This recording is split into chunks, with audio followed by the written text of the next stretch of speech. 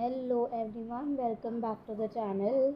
Last video में हमने problems of developing country start किया था, जहाँ पे हमने पावर्टी वाला पॉइंट कवर किया था, पावर्टी इन डेवलपिंग कंट्रीज़। अब हम सेकेंड पॉइंट जो कि है foreign debt problem of developing country वो कवर करेंगे। During the 1970s and early 1980s, developing countries accumulated a total foreign debt exceeding $1 trillion, which they found very difficult to service, that is, repay the principal and even the interest. यानी उन्होंने 70s और 80s में इतना total foreign date जो उन्होंने लेके रखा था वो 1 ट्रिलियन से भी ज़्यादा था। तो अब उनके लिए वो पे बैक करना, इवन प्रिंसिपल अमाउंट भी पे बैक करना डिफ़िकल्ट हो गया था। When Mexico was unable to service यानी इंटरेस्ट पे करना its foreign debt in August 1982, world was plunged into a foreign debt crisis. Mexico ने अपना जो फॉरेन डेट का इंटरेस्ट पे करना it was not able to pay back. तो अगस्त 1982 में इस वजह से फॉरेन डेट क्राइसिस स्टार्ट हुआ। As part of the deal to renegotiate their debts, developing nations were required by the International Monetary Fund to adopt austerity measures to reduce import and to cut inflation, wage increase and domestic programs. अब देखो, foreign date एक तरीके से आप repay नहीं कर पाते हो जब आपके पास पैसे नहीं होते। पैसे कब नहीं होंगे? एक तरीका ये है, एक वजह ये है कि आपका इम्पोर्ट्स ज़्यादा है। इम्पोर्ट्स ज़्यादा होना यानी यू आर पेइंग मोर, आपका एक्सपेंडिचर ज़्यादा है इनकम से। जब आपका एक्सपेंडिचर ज़्यादा है इनकम से तो आपका फॉरेन डेट बढ़ता जाएगा, आपको और बोरो करना पड़ेगा या तो आप पे बैक नहीं कर पाओगे। तो 1990 नेगोशिएट करने के लिए, डेट्स को नेगोशिएट करने के लिए डेवलपिंग नेशंस जो है इंटरनेशनल मॉनेटरी फंड के पास गए। तो IMF ने कहा तो you have to adopt some measures ताकि हम आपको हेल्प कर पाए। तो वो मेजर्स क्या थे? आप अपना इम्पोर्ट्स को रिड्यूस करो, यानी आपका खर्चा कम करो। आप इन्फ्लेशन को कट करो, इन्फ्लेशन कम करो। वेज इंक्रीज़ को कट करो। वेज इंक्रीज़ को कट क्यों करें? क्योंकि वेजेस इंक्रीज़ होते जाएंगे तो क्या होगा? डिमांड बढ़ेगा लोगों का डिमांड बढ़ेगा तो ज़्यादा वो इम्पोर्ट करेंगे, तो उसको कट करो। डोमेस्टिक प्रोग्राम्स को कट करो, यानी गवर्नमेंट जो डोमेस्टिक प्रोग्राम्स पे एक्सपेंडिचर कर रहा है उस पर खर्चा कम करो ताकि फॉरेन डेट आप भर पाओ। हम क्या करते हैं, हम अगर लोन लिया है हमने पर्सनल, जो एक फैमिली की बात करते हैं, अगर फैमिली ने लोन लिया है, पे बैक करने का टाइम आया है, तो हम क्या करते हैं, बाकी खर्चों में से कम कर देते हैं कि बाकी खर्चे कम कर दे ताकि हम लोन भर पाए। तो वही चीज़ यहाँ पे है कि वो कह रहे हैं दूसरे खर्चे कम कर दो। By 1994, the foreign debt problem was more or less resolved, that is manageable for middle-income developing countries but not for poorest, heavily indebted developing countries, most of which were in sub-Saharan Africa. 1994 तक middle income developing countries जितने भी थे उनके loan पे back और ये सब चीज़ें मैनेज कर दी गई थी। मतलब पूरा का पूरा प्रॉब्लम सॉल्व नहीं हो गया था, लेकिन थोड़ा बहुत उसे कम कर दिया गया था। लेकिन जो पुअरेस्ट इनडेटेड डेवलपिंग कंट्रीज़ हैं जैसे सब सहारन अफ्रीकन कंट्रीज़, वहाँ पे प्रॉब्लम अभी भी था क्योंकि वो पुअरेस्ट कंट्रीज़ थे तो उनका डेट भी ज़्यादा था। In June 1999, the G7 group of 7 leading industrial nations wrote off up to 90% of debt that the world's most indebted nation owed to their governments.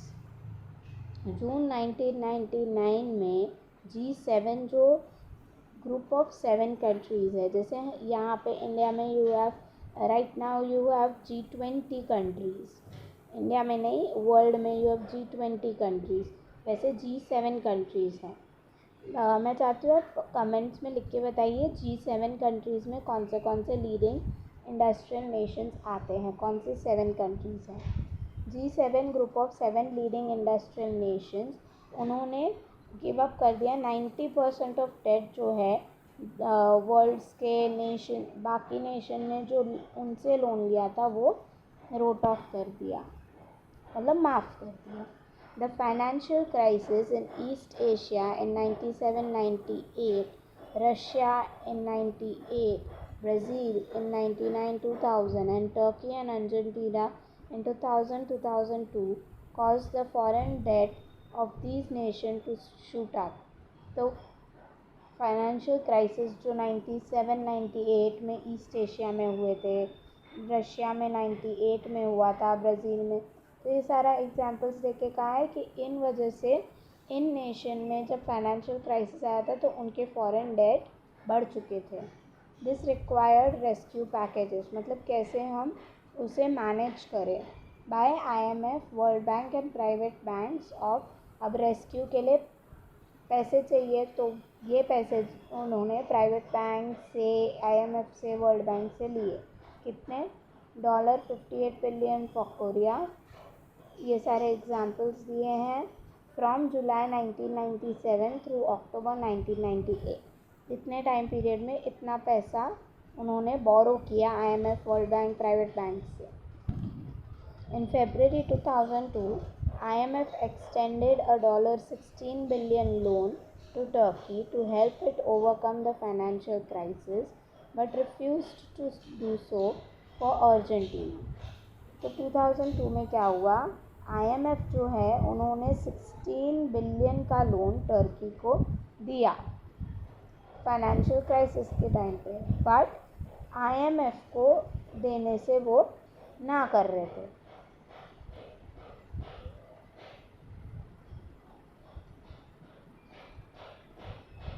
In August 2002, IMF extended a $30 billion loan to Brazil to restore confidence and stem a massive capital outflow. तो कैसे IMF ने Nations को help किया है वो यहाँ पे लिखा गया है, तो आप रीड कर सकते हो। Despite the fact that by 2011 the foreign debt of most developing countries had improved, it still remained serious for some of them. 2011 तक काफ़ी लोगों के काफ़ी कंट्रीज़ के फॉरेन डेट इम्प्रूव हो चुके थे यानी कम हो चुके थे, लेकिन स्टिल एग्जिस्ट कर रहे थे। Trade problems of developing countries, अब ये था फॉरेन डेट के कैसे प्रॉब्लम्स थे कंट्रीज़ को। अब हम देखते हैं trade problems of developing countries. During the 1980s, developed countries beset by slow growth and large unemployment increased the trade protection they provided to some of their large industries such as textiles, steel, shipbuilding, consumer electronic products, television sets, shoes and many other products against imports from developing countries. तो 1980s में क्या हुआ, developed countries जो है वहाँ पे slow growth हो रही थी लेकिन स्लो, लार्ज अनएम्प्लॉयमेंट था, तो उन्होंने ट्रेड प्रोटेक्शन बढ़ा दिया, जिसके वजह से जो लार्ज इंडस्ट्रीज़ थे जैसे टेक्सटाइल, शिप बिल्डिंग, इसके जैसे इंडस्ट्रीज़ थे, तो वो इम्पोर्ट्स जो डेवलपिंग कंट्रीज से हो रहे थे ये सारी चीज़ों की, अब वो उसके अगेंस्ट जाके यहाँ पे डोमेस्टिकली लार्ज इंडस्ट्रीज से वो खरीद रहे थे। These were the very industries in which developing countries had gain और वर गेनिंग अ कंपैरेटिव एडवांटेज। ये उस तरीके, मतलब क्या है देखिए, पहले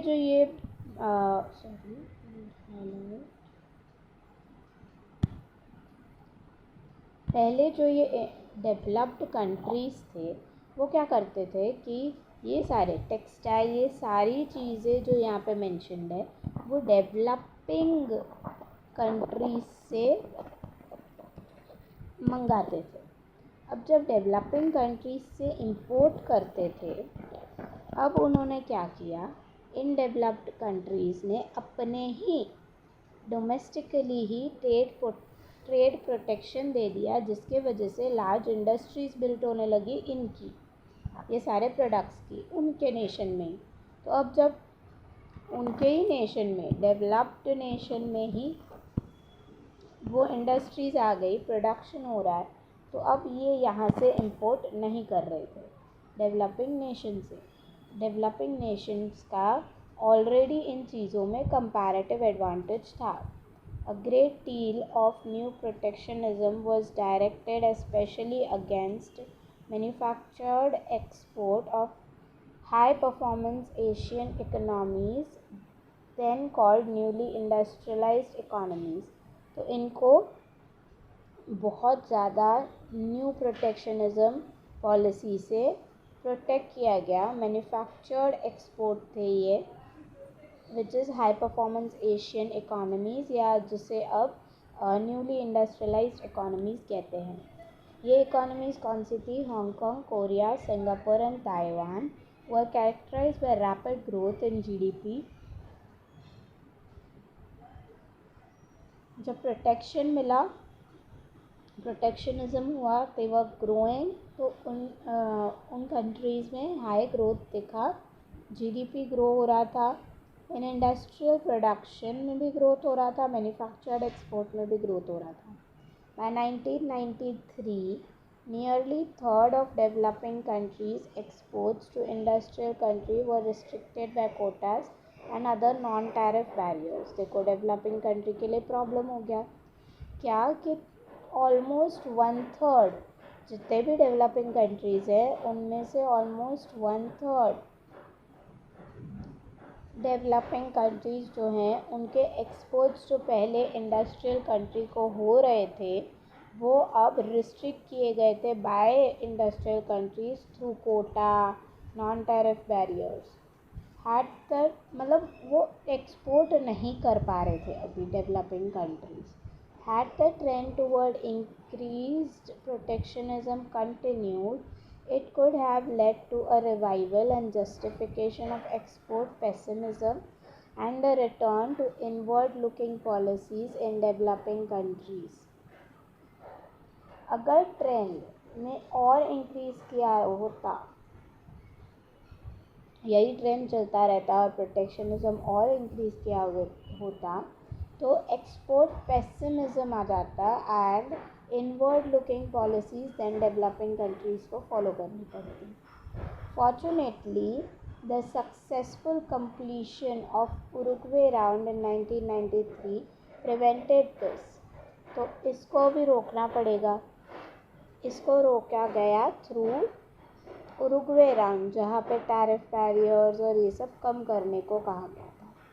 Although most of the liberalization that took place was in trade among developed countries, developing countries also benefited. तो इसमें उरुग्वे राउंड हमने कवर किया है। उरुग्वे राउंड में हमने देखा है कैसे ट्रेड लिबरलाइजेशन की बात हो रही थी, नॉन टैरिफ बैरियर चाहे टैरिफ बैरियर उनको कम करने की बात की गई थी। तो इसके वजह से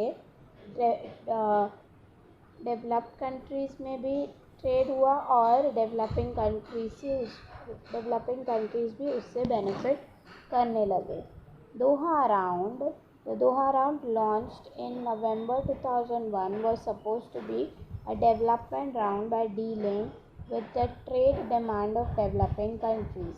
दोहा राउंड जो था वो एक तरीके से डेवलपमेंट राउंड था जो डील कर रहा था किसमें, जितने भी डेवलपिंग कंट्रीज़ के डिमांड है। देखो डेवलपिंग कंट्रीज़ एक प्रॉब्लम फेस कर रहा है किसका, कि बहुत सारे ट्रेड बैरियर्स लगा दिए गए हैं उन पे यानी डेवलप्ड नेशन या इंडस्ट्रियलाइज्ड नेशन में उन पे एक ट्रेड बैरियर्स लगा लिए गए हैं कि हम आपसे चीज़ें नहीं लेंगे या कोटा कर देंगे कि इतना ही चीज़ें लेंगे, इतने ही इंपोर्ट करेंगे।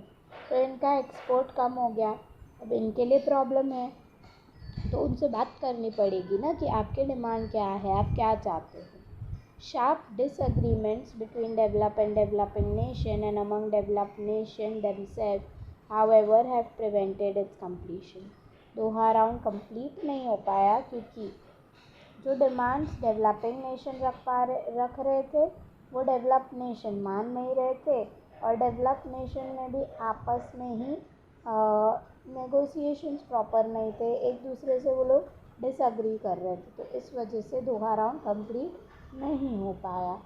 इन जून 1974 general assembly of UN called for establishment of new international economic order with aim of renegotiating the international debt of developing countries and reducing interest payment.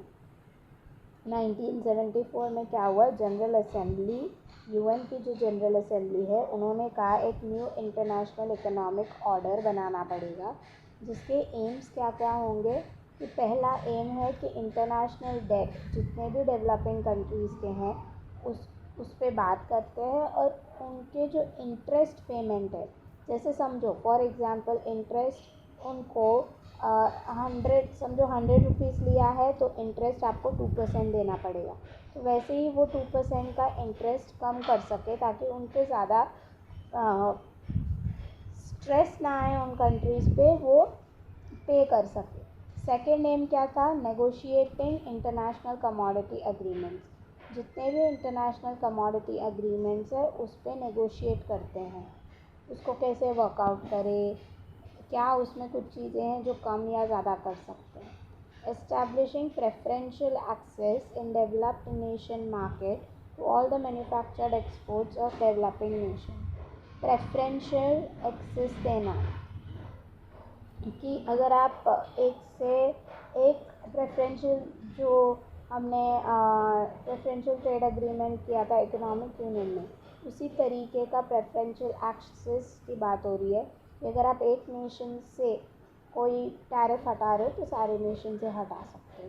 Removing trade barriers on agricultural product in developing nation, जितने भी trade barriers agricultural products पे हैं developing Nations पे उनको remove करना. ये सारे M थे, ये किए नहीं गए थे, ये सिर्फ एम किया गया था. Increasing the transfer of technology to developing nation and regulating multinational corporations, जितना भी टेक्नोलॉजी चाहिए डेवलपिंग नेशन को उसको ट्रांसफ़र करना एंड मल्टीनेशनल MNCs वहाँ पे डेवलप करना. Increasing the yearly flow of foreign aid to developing nation to 0.7% of rich nation income. तो वहाँ पे फॉरेन एड डेवलपिंग नेशंस को मिलना चाहिए जो कि इंक्रीज़ किया गया. फॉरेन एड एक तरीके से हम कैसे हेल्प किया जाता है वो चीज़ होती है, तो उसको इंक्रीज़ करने की बात की गई थी कि 0.7% जितना रिच नेशंस का इनकम है उसका 0.7% फॉरेन एड डेवलपिंग नेशंस को दिया जाए. Most of these demands had been made previously at various UN conferences on trade and development.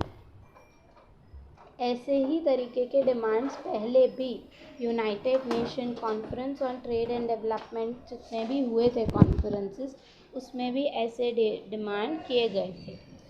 हर एक बार एवरी 4 years में ये कॉन्फ्रेंसेस होते थे 1966 से. However, the slow down in the world economy during 1980s and early 1990s led most industrial countries to turn inward to address their own internal problem of slow growth and unemployment. अब 1980s and 90s में क्या किया गया था कि industrial countries को कहा गया था कि अब आप अपने नेशन में भी देखो कि जो प्रॉब्लम इंटरनली चल रहा है स्लो ग्रोथ का, अनएम्प्लॉयमेंट का, उसको देखो, उसको कम करो. Leading to the demise of NIEO as a hotly debatable issue. इसके वजह से जो NIEO था वो अब एक कंप्लीट नहीं हो पाया, सिर्फ एक डिबेट हो के रह गया. Nevertheless, growth has increased and poverty has fallen in many developing countries during the past 3 decades of rapid globalization. Globalization की वजह से पावर्टी भी कम हुई है, ग्रोथ भी इंक्रीज हुआ है डेवलपिंग नेशन में. There is also an increased awareness in the world today that major cause of poverty in some of the poorest developing countries is internal and due to war, corruption, political instability, disease and natural calamity. ये भी एक तरीके का उन्हें पता चला है कि जो पॉवर्टी हम बात कर रहे हैं कि पॉवर्टी ट्रेड के वजह से और इसके वजह से, वो उसके वजह से नहीं है. पावर्टी मोस्टली इंटरनल इश्यूज़ के वजह से भी है. War, corruption, political instability, disease, natural calamity, इनके वजह से भी पावर्टी है. इन 2000 the world bank sponsored the millennium development goals. जैसे मैं लास्ट वीडियो में बात कर रही थी, 2000 में मिलेनियम डेवलपमेंट गोल्स आए थे.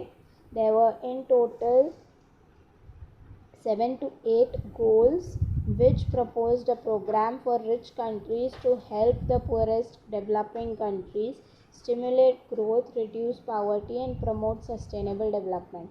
तो ये जो मिलेनियम डेवलपमेंट गोल्स थे वो एक तरीके से सबसे पहला गोल वही था कि you have to reduce poverty to 50% rather. तो ये सारी चीज़ें करने का जो पुअरेस्ट डेवलपिंग कंट्रीज़ हैं उनको स्टिमुलेट और उनको हेल्प करने के लिए ये सारी मिलेनियम डेवलपमेंट गोल्स थे. In 2010 developed country as a group gave only 0.21% of their GDP in foreign aid and so did US, most of it bilateral. तो जो 2010 में फॉरेन एड के लिए 0.21% of their GDP foreign aid दिए developed nation में. The reduction in trade restrictions and protectionism from implementation of Uruguay Round Agreement, however, provided major trade benefit to developing countries. Uruguay round की वजह से जो trade restrictions and protectionism को कम किया गया था, उसके वजह से काफ़ी ज़्यादा बेनिफिट डेवलपिंग कंट्रीज़ को देखने मिला. उसका केस स्टडी भी यहाँ पे किया गया. So with this we complete our 11th chapter.